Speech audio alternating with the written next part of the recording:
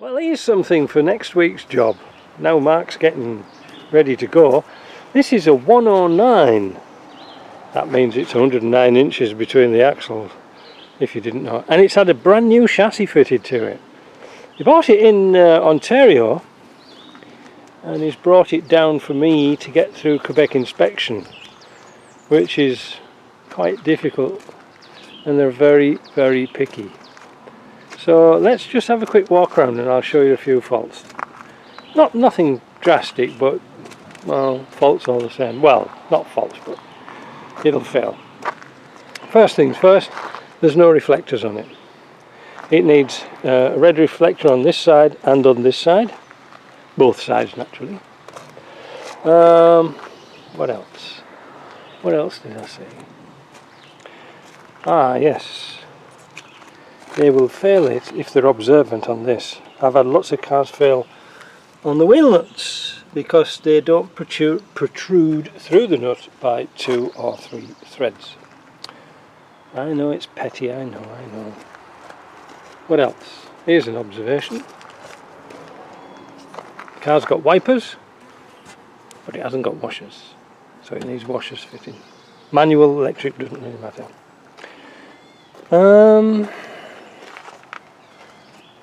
Battery not fastened down.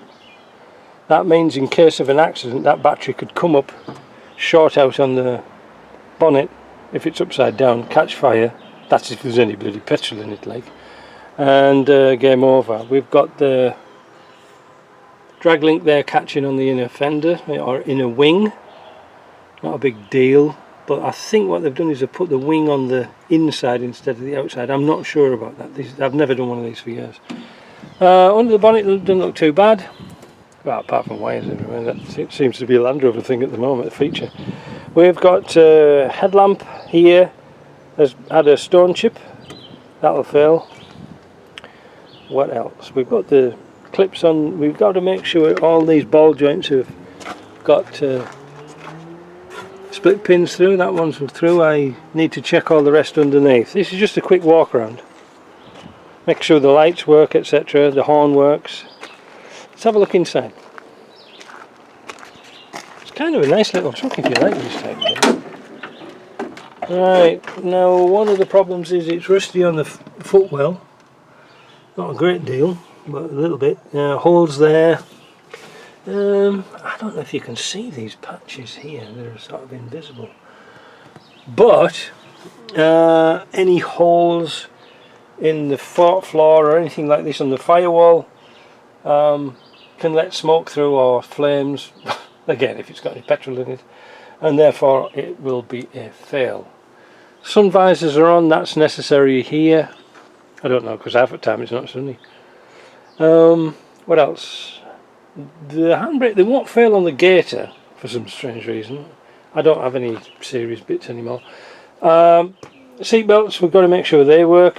I'm not sure if that's allowed to put it through the actual seat itself. I'll have to cross my fingers and hope that will pass. Ooh, talking about seat belts, let's have a look through the back door.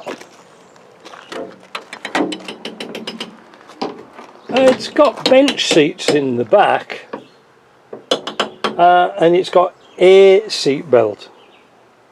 Now, as you can see, it's either for somebody who's like a lard ass either side, but the problem is that it's a two-man bench and it's only got one seat belt. I'm not sure about that. Usually if it's got, and of course it's inward facing seats, one of the problems is if you put a diagonal across there and you have an accident, you go forward and you could garrote yourself. Sometimes when we've had things like this for going through inspection, I simply take the belts out and take the seats out. That's it, and then bolt them back in. It's down to the customer what he wants to do, the owner. Ooh, look, the door top's rusty. Yeah, typical headliner saggy, but there's not much we can do with that. By God, we had once. It was full of mice. There were bloody things. We moved this headliner and they were running all over the place. It was mouse central. Anyway, this will do for now. Oh yeah, look, you see, that's the brackets for the seat belts, and they've got them bolted through the seat itself. I'm not sure if that's allowed or not. We'll see. Oh, it's got a heater at the back. Might as well have a log stove. Wood burning stove. Not a bad little car, decent little project. You know, but like I say, it's worth its weight because it's got a galvanised chassis, and looking round it, I think they've done quite a lot to it underneath. We'll see when it gets on the lift. But it looks kind of nice. Exhaust, you know, that's adequate. That'll pass. The exhaust pipe, that will fail because it's not extending past the body. Some things to look forward, some things to look out for, eh? All these little holes need plugging up. Well, I think there's supposed to be a bracket on there, isn't there? Oh, anyway, they didn't bother with that.